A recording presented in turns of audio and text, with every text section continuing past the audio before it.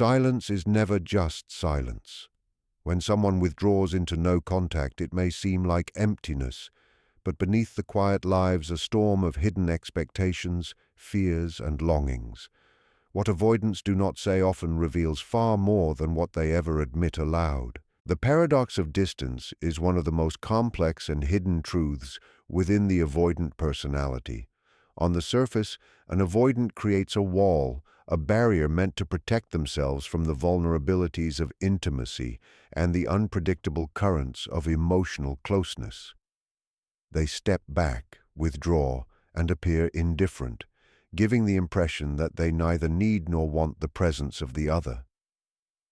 To an outside observer, it may seem as though their silence is final and their detachment is complete.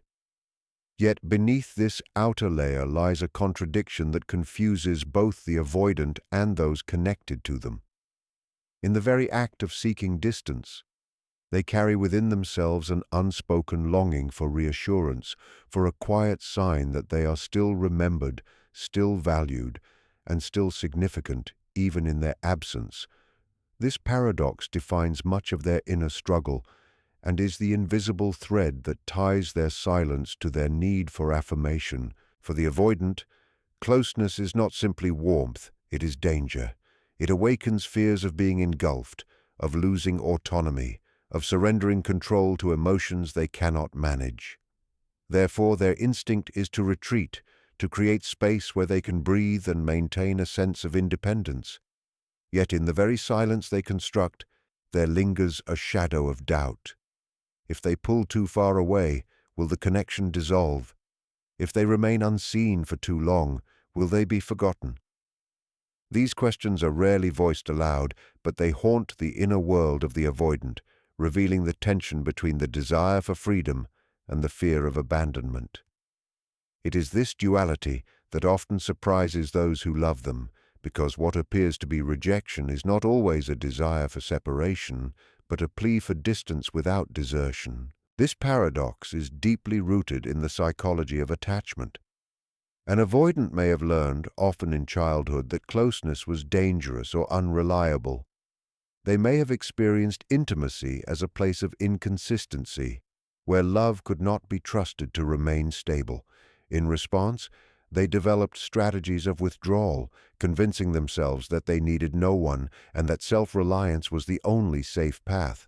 Yet even in this self-protection, the natural human need for connection does not vanish. It is suppressed, hidden, and buried beneath layers of detachment. When no contact occurs, this paradox comes alive. The avoidant withdraws, but in the silence they still glance back, perhaps not physically, but inwardly, hoping to find proof that they still matter. The paradox of distance also reveals itself in subtle ways. An avoidant may act as though the absence of communication is a relief, yet they quietly monitor signs that the bond has not dissolved.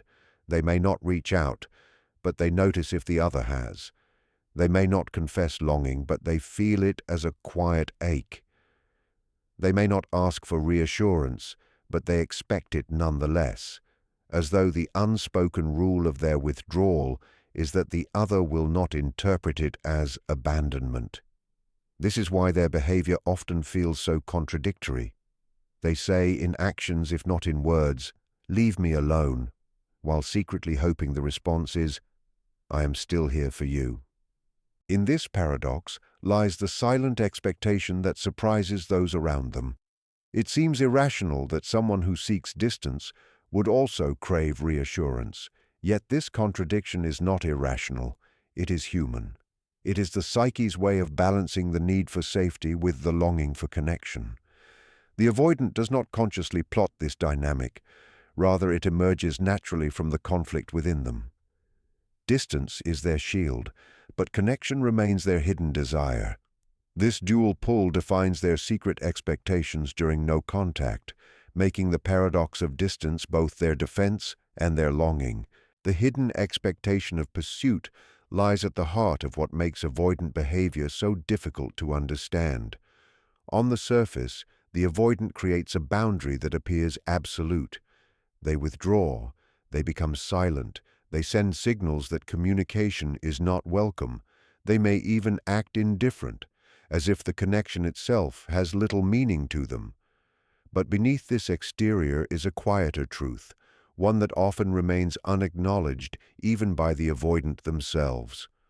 While they declare their need for space, they also carry within them the unspoken hope that the other person will break the silence, reach through the barrier, and prove that the bond has not been severed. They secretly expect pursuit, not because they want to be suffocated by closeness, but because pursuit reassures them of their worth without demanding vulnerability in return. This hidden expectation is deeply paradoxical.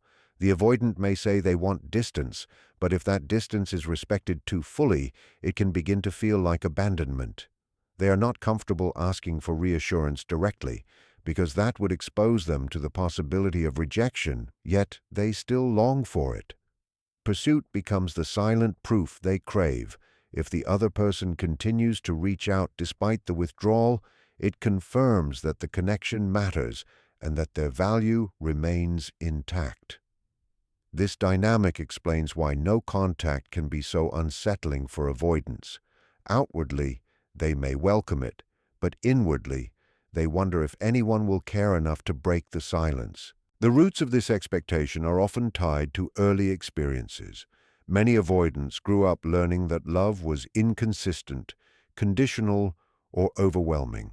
To protect themselves, they developed patterns of withdrawal, pushing others away before they could be hurt. Yet even in these protective strategies, the human need for belonging never fully disappears. Instead, it becomes distorted into this quiet hope that someone else will do the work of bridging the gap, that love will prove itself without requiring the avoidant to lower their defenses. Pursuit is not about control for them, it is about reassurance. It is the sign that even when they retreat, they are not forgotten. This hidden expectation explains much of the confusion others feel when dealing with avoidance. A partner or loved one may assume that respecting their request for space is the most caring act, yet the avoidant interprets prolonged silence as a lack of concern. They may grow anxious in the very absence they seem to demand, feeling both relieved to be alone and unsettled by the possibility that no one will return.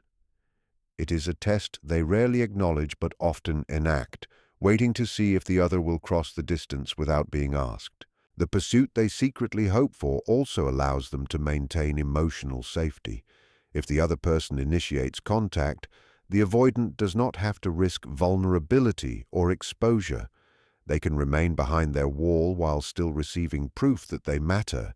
It spares them the terror of reaching out and not being met. Yet this also perpetuates the cycle of misunderstanding. To the other person, it feels contradictory and unfair. Why should they chase someone who is withdrawn?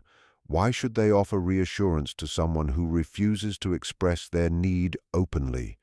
But to the avoidant, this contradiction is the only safe balance they know. They push away, yet they hope to be pulled back. They reject closeness, yet they fear being left completely. The hidden expectation of pursuit during no contact is what makes their behavior so surprising. Their silence is not empty. It is filled with anticipation. Their withdrawal is not total rejection. It is a shield that still longs for recognition. To understand this dynamic is to see that pursuit, though never requested aloud, often becomes the silent language of their need for love. The fear of true abandonment is the silent core that shapes much of the avoidant's behavior during no contact. At first glance, an avoidant appears calm, detached, and self-contained. They give the impression that separation means little to them, as though their world continues unaffected by absence. But beneath this composed exterior lies a profound and often unacknowledged fear, one that surfaces when silence stretches too long. The fear is not of space itself, but of what space might reveal, that the connection they secretly value could dissolve entirely, leaving them alone in the very way they dread most. This is the hidden contradiction. They protect themselves from closeness out of fear of losing autonomy, yet they also fear that too much distance will lead to abandonment. When no contact begins, the avoidant may initially welcome it. It aligns with their defensive instinct, providing the quiet and freedom they believe they need. Yet as time passes, an undercurrent of unease begins to stir. They wonder if the silence is permanent. They question whether the other will ever return. What was once a shield becomes a mirror, reflecting back the possibility of true loss. This hidden anxiety is rarely admitted even to themselves, but it gnaws at the edges of their composure. To the outside world, they may appear unmoved, but within, the prospect of abandonment awakens old wounds they have long tried to bury. The roots of this fear often trace back to childhood or formative experiences where love felt conditional or unstable. An avoidant may have learned that expressing need led to disappointment, that relying on others invited pain, or that closeness was followed by withdrawal. In response, they built a defense: self-reliance, distance, detachment. But no matter how strong these defenses appear, the child within still longs for security, still fears being left behind. During no contact, when all external reassurance is removed, this fear becomes sharper. It is not simply the absence of communication that troubles them, but what that absence might symbolize: that they were never truly wanted, that their worth is too fragile to inspire loyalty, that the silence is not temporary but final. What makes this fear particularly striking is how well it hides beneath the surface. An avoidant will rarely voice it, because to do so would expose the very vulnerability they are determined to conceal. Instead, it shows up in subtle ways. They may check for signs that they are still remembered even if they do not reach out themselves. They may replay past interactions, searching for clues about whether the bond was strong enough to survive silence. They may even grow restless or irritable without understanding why, unaware that the root of their discomfort is the unspoken terror of abandonment. The paradox is that while they withdraw to protect themselves from being hurt, it is this very withdrawal that places them in the position they fear most. By keeping distance, they reduce the risk of engulfment, but they increase the risk of being left behind. They live in a delicate balance, torn between two opposing fears: too much closeness and too much absence. No contact intensifies this inner conflict, stripping away the illusion of control and leaving them face to face with the possibility of real loss. This fear also explains why avoidants can sometimes reappear after periods of silence, even when they seemed indifferent.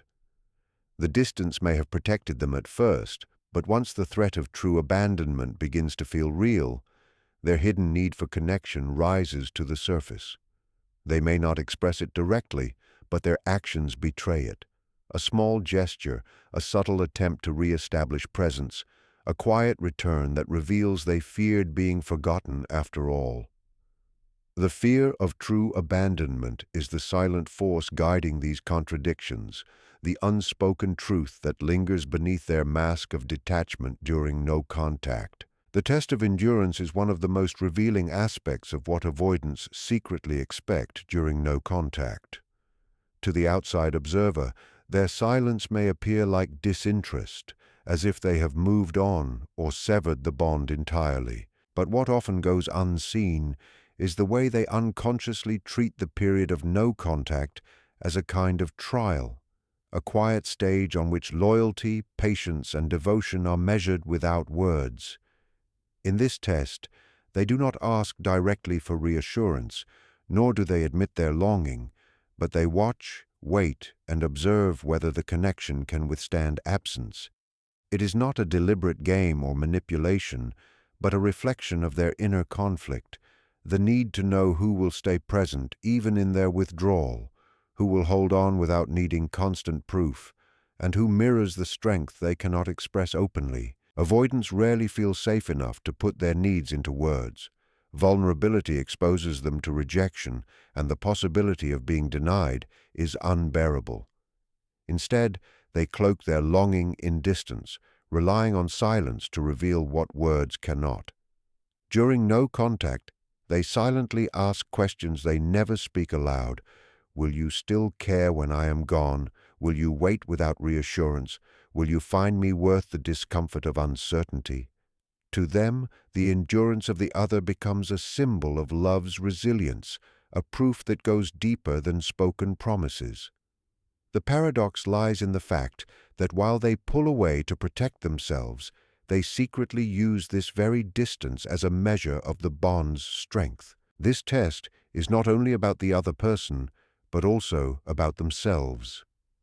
In the quiet of no contact, avoidants are forced to face their own ambivalence. They wrestle with the tension between their need for independence and their fear of abandonment. Observing how the other responds becomes a way of soothing this conflict. If the other remains steadfast, the avoidant interprets it as evidence that connection can coexist with freedom, that they can withdraw without being abandoned. If the other gives up, it seems to confirm their deepest fear, that closeness always ends in loss, and that their instinct to rely only on themselves was correct all along.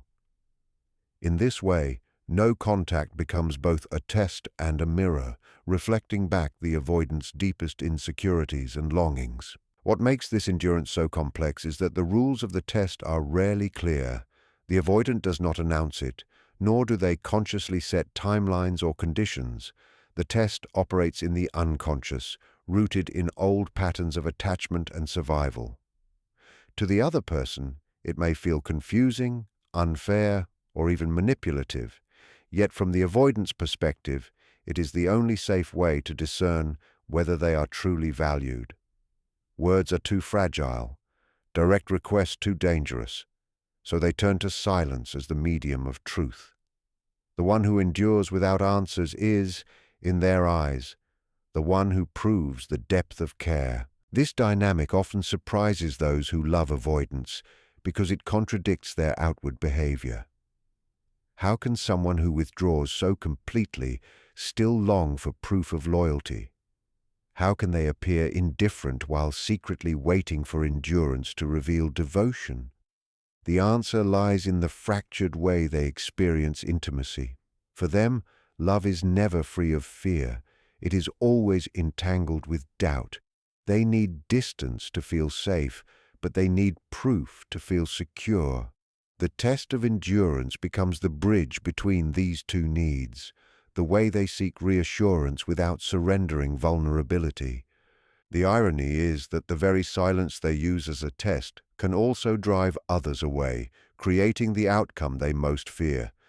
Yet for the avoidant, the endurance of the other remains the ultimate measure, the quiet hope hidden inside their detachment. To understand this is to see that no contact is never just absence for them. It is a trial, a waiting period in which they measure love not by words, but by who can withstand the weight of their silence. The shock of self-confrontation is perhaps the most unexpected outcome for avoidance during no contact.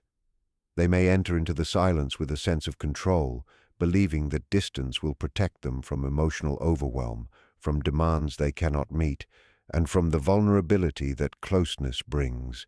To them, silence is a shield, a sanctuary where they can breathe freely and convince themselves that independence is their true safety. Yet, in the stillness of no contact, when the usual distractions of interaction are gone, they are left alone with themselves. In that solitude, the emotions they have long avoided begin to rise to the surface, and the very defenses they thought would protect them instead become a mirror reflecting back what they cannot escape. For much of their lives, avoidants rely on strategies of suppression. They push down feelings of longing, they detach from the ache of need, they pretend indifference even when their heart is stirred. But silence has a way of dissolving these defenses over time. Without the rhythm of communication to hold their walls steady, they are forced to face the emptiness within. The absence of the other is no longer simply a matter of preference. It becomes a reminder of what they might lose. Slowly, the illusion of complete self-reliance begins to crack, and they are confronted with emotions they did not want to admit: loneliness, regret, and the quiet realization of how much the connection actually mattered to them. This confrontation can feel shocking because it pierces through the carefully constructed identity of the avoidant. They pride themselves on being strong, detached, and untouched by dependency. To suddenly feel the pang of longing or the fear of permanent loss contradicts the story they have told themselves for years. It forces them to see that beneath their independence lies a human vulnerability that cannot be erased. For some, this realization arrives like a whisper, a slow awareness that grows stronger each day of silence. For others, it crashes in like a storm, an overwhelming wave of emotions that they can no longer deny. Either way, it unsettles the very foundation of their self-image. No contact also deprives them of the quiet reassurances they normally expect without asking. When no one reaches out, when no message arrives, when the silence lingers longer than anticipated, the avoidant is forced to question their assumptions. Were they truly so secure that they did not need the other? Or were they relying on an unspoken hope that someone would always return? The absence strips away the comfort of denial, exposing the truth of how deeply they care. What surprises them is not just the presence of longing, but the intensity of it.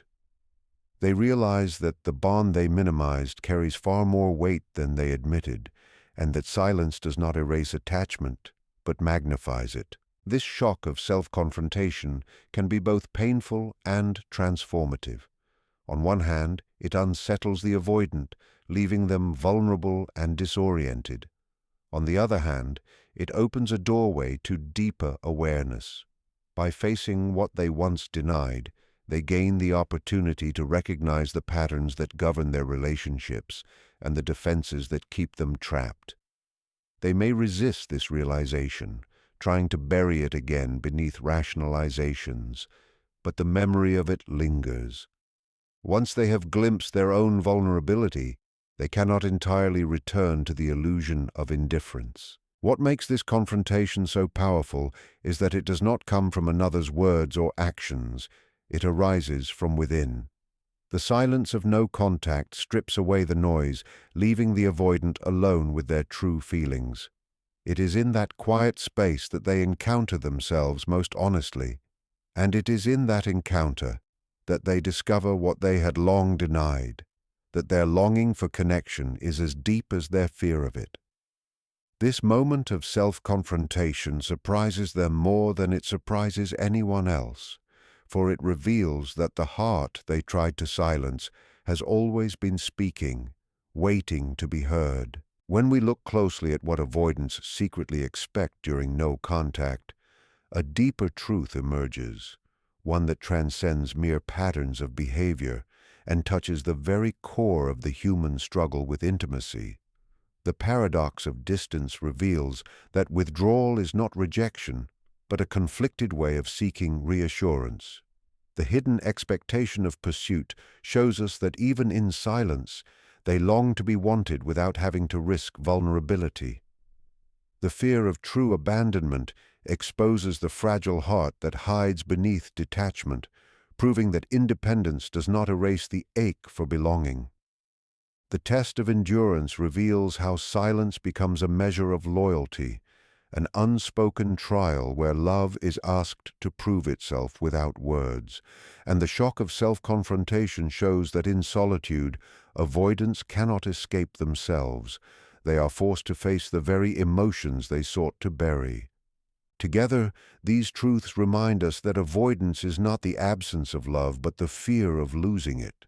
The silence of no contact is not emptiness, but a field of hidden expectations where longing and fear intertwine. What surprises us most is not only what avoidants secretly hope for, but what they discover about themselves when no one speaks.